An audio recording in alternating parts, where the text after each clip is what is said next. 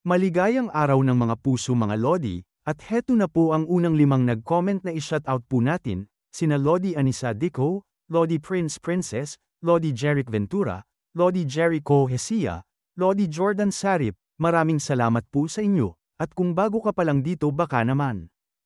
Ika-200 na kabanata sa pagpapatuloy. Mabilis na naglagay ng enerhiya si Sihion sa kanyang kamay.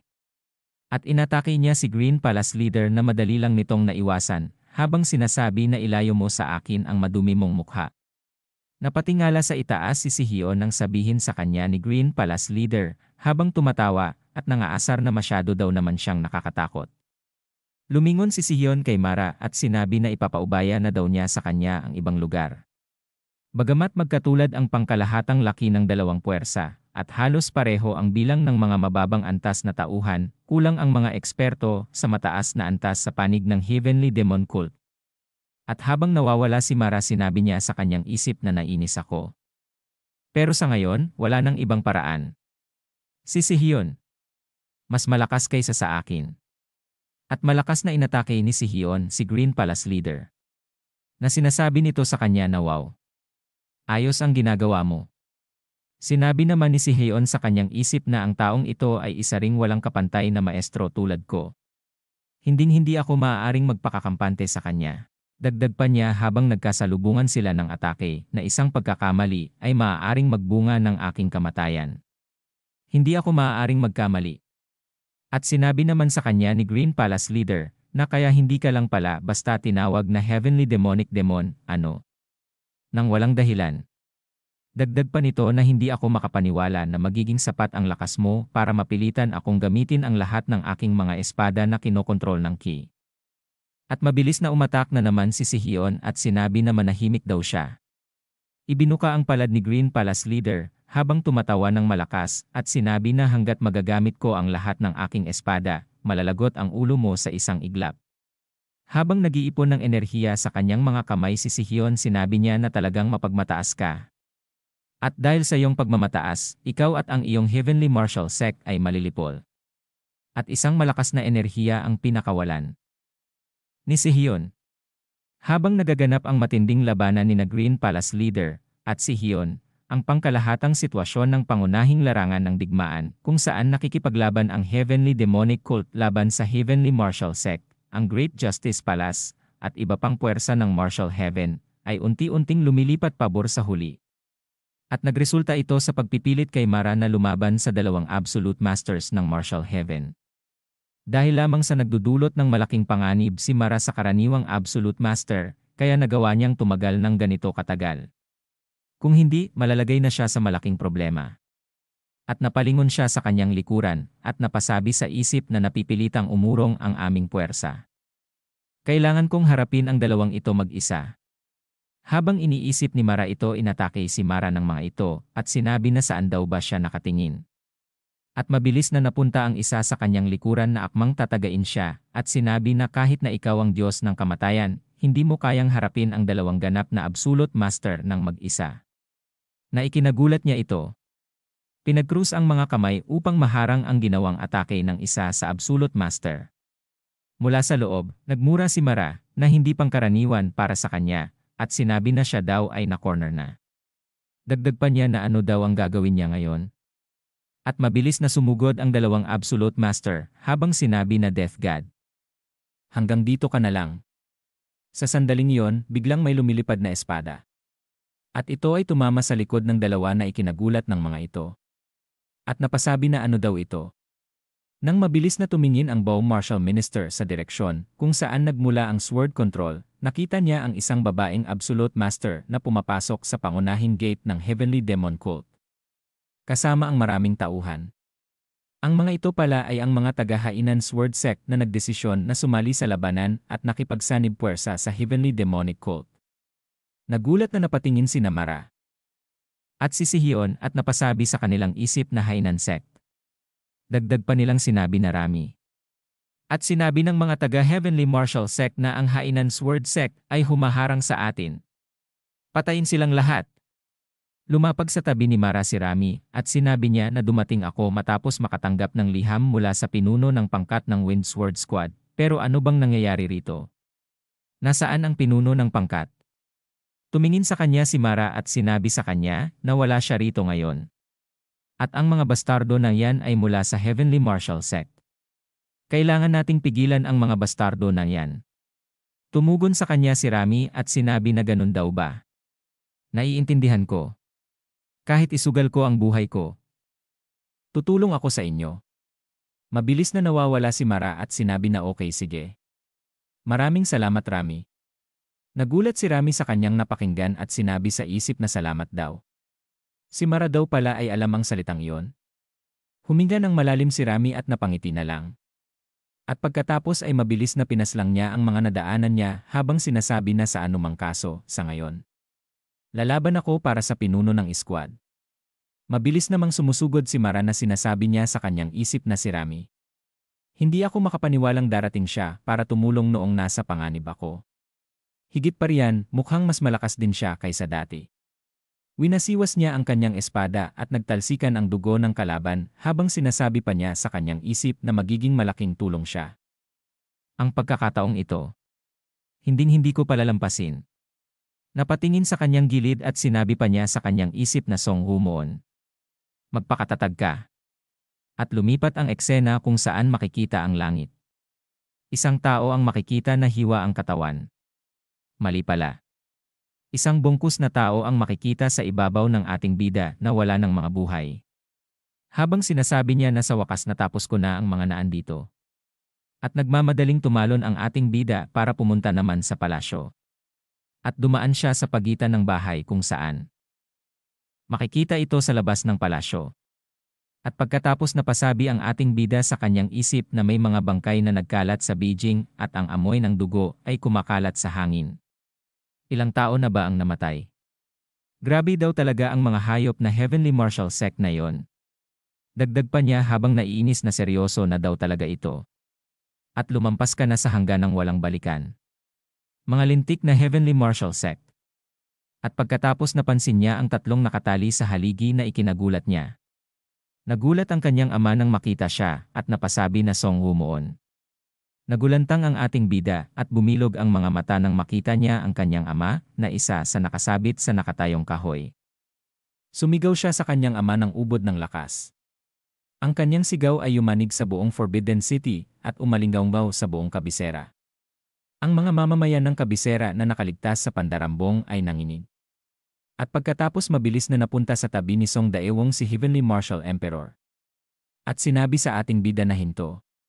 Kung lumapit ka pa ng isang hakbang, mamamatay ang iyong ama. At mabilis na sinunod ng ating bida ito at agad na huminto. Sumigaw ang kanyang ama at sinabi sa kanya na bakit ka pumunta rito. Hangal. At anong dahilan at pumunta ka pa ito? Tumugon din ng sigaw ang ating bida at sinabi sa kanyang ama na ako ang iyong anak. Sino pa ba ang pupunta kundi ako? Hintayin mo ako. Ama! Ililigtas kita. Umiiyak na sinigaw ni Song Daewong na hindi. Lumayo ka rito, bata. Bumalik ka agad. Ngayon, tumakas ka ng mabilis. Malakas na tumawa si Heavenly Martial Emperor at sinabi na pakiramdam ko iiyak na ako. Ang walang hanggang pagmamahal sa pagitan ng isang anak at isang amang nagmamalasakit sa isa't isa. Naiinis namang sinabi ng ating bida na ngayon na nakita ko, siya daw siguro ang Heavenly Martial King. Namula ang mata ng ating bida at sinabi pa niyang nagagalit na ikaw. Mamamatay ka na ngayon. At dito na po nagtatapos ang ika-200 na kabanata.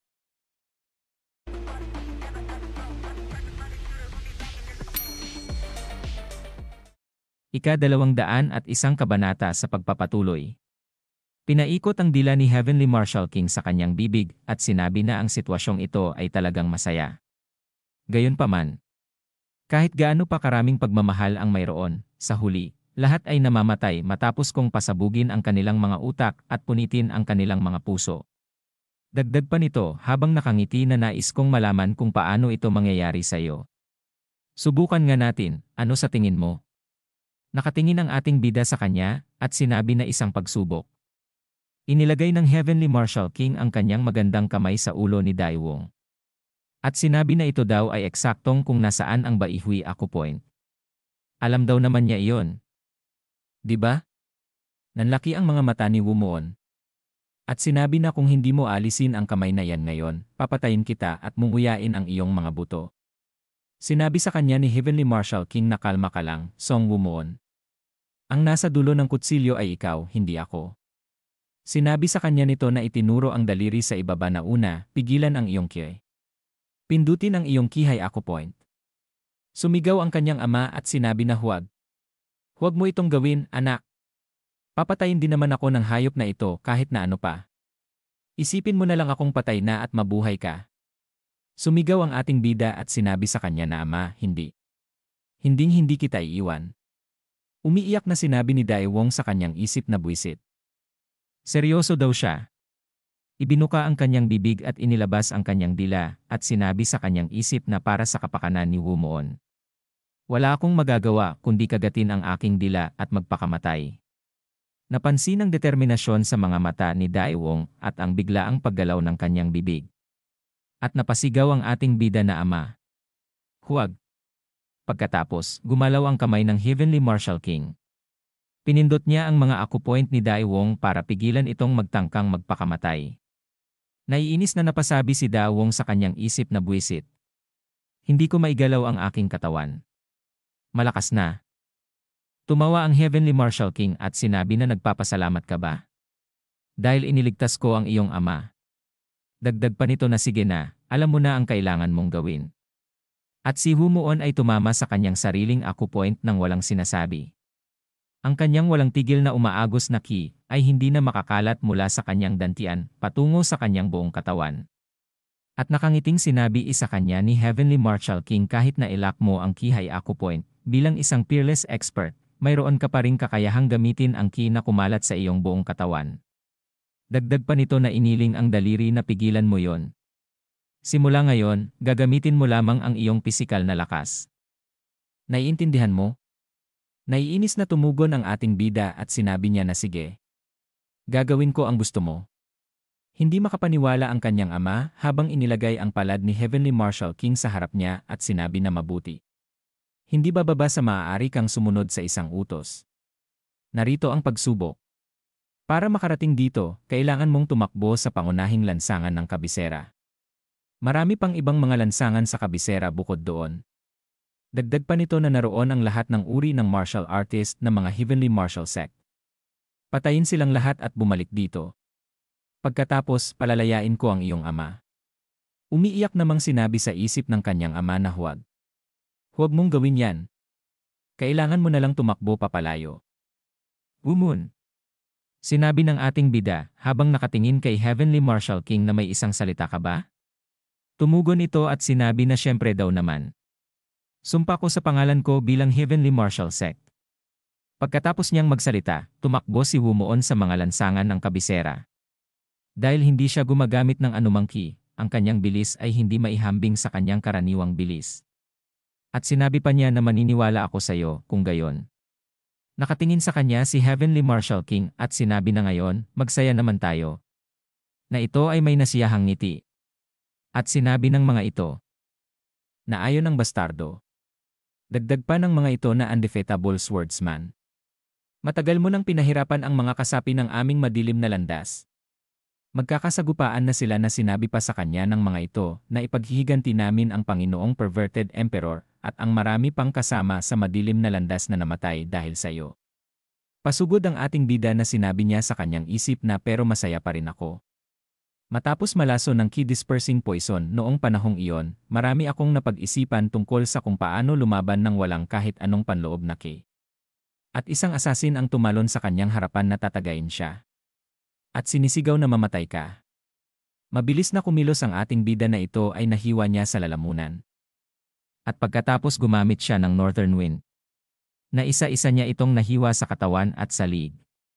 Na napasabi pa siya sa kanyang isip na kahit hindi ko magamit ang aking panloob na ki, magagamit ko pa rin ang mga galaw ng espada. At sinabi ng mga ito na ano daw ang nangyayari. At bilisan daw nila at atakihin ang walang hiyang iyon. At sabay-sabay na sinalakay ni Wumon ng 3 tulisan. Na gumamit ang ating bida na Divine Marriage Steps. At sinabi sa kanyang isip na bagamat hindi naging ilusyon ang aking katawan, Dahil hindi ako gumagamit ng anumang ki, nagawa ko pa rin mawala sa paningin ng kaaway at lumitaw sa likuran nila bago pa man nila ako mapagtanto. At binutas ang lalamunan ng lalaking nasa tabi niya. Bagamat hindi niya lubusang pinutol ang lig, dahil kailangan niyang pangalagaan ang kanyang lakas, sinigurado niyang putulin ang mga arterya, dahilan upang tumilamsik ang dugo na parang bukal. Sinabi pa ng ating bida habang winawasiwas ang kanyang espada na kahit na walang pangloob na ki, nakakaya ko pa rin gumawa ng di mabilang na iba't ibang pag-atake. Hindi ako matatalo. At 2 tulisan na naman ang tinamaan sa kanilang liig at katawan na nagtalsikan ang dugo sa hangin. Tumilamsik ang dugo at tumama sa mukha ni Wumoon.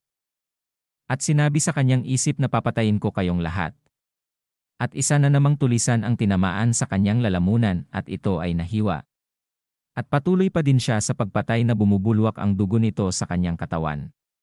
Makikita ang muka ng ating bida na parang wala ng awang pumatay at parang isang demonyo habang patuloy sa pagpaslang. Hawak ang espada na puno ng dugo, sinabi niya sa kanyang isip na pagkatapos kong patayin ang mga walang hiyang ito. Tumingin kay Heavenly Marshal King at sinabi na ang isusunod daw niya ay ito. Na nakangiti lang ito sa kanya na may pagmamaliit sa ating bida. At pagkatapos ay napalibutan siya ng mga ito na nakatutok sa kanya ang mga palaso na sinisigaw ng mga ito na ang hinayupak ng yon ay isang daga sa bitag. Patamaan siya. At lumipad ang mga palaso sa hangin na may balot na enerhiya. Mabilis na tumakbo ang ating bida upang hindi siya tamaan ng mga palaso.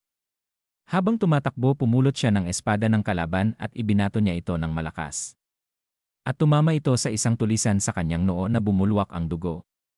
At malakas na humagis muli ang ating bida ng espada na nadampot niya. At tumama naman ito sa isang tulisan sa kanyang lalamunan. Nang biglang may isang palaso na dumaplis sa kanyang braso na ikinapikit niya ng isang mata.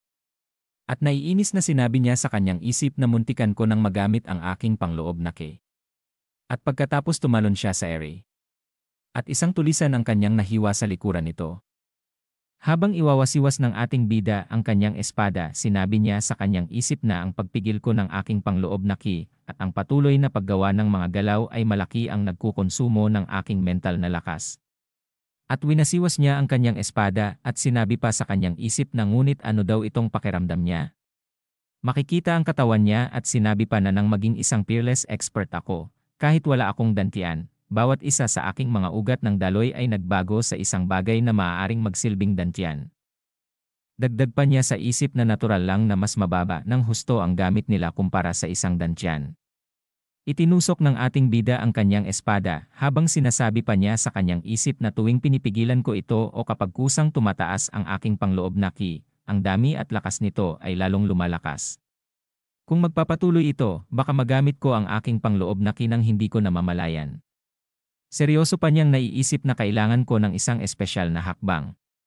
At dito na po nagtatapos ang ika-201 kabanata.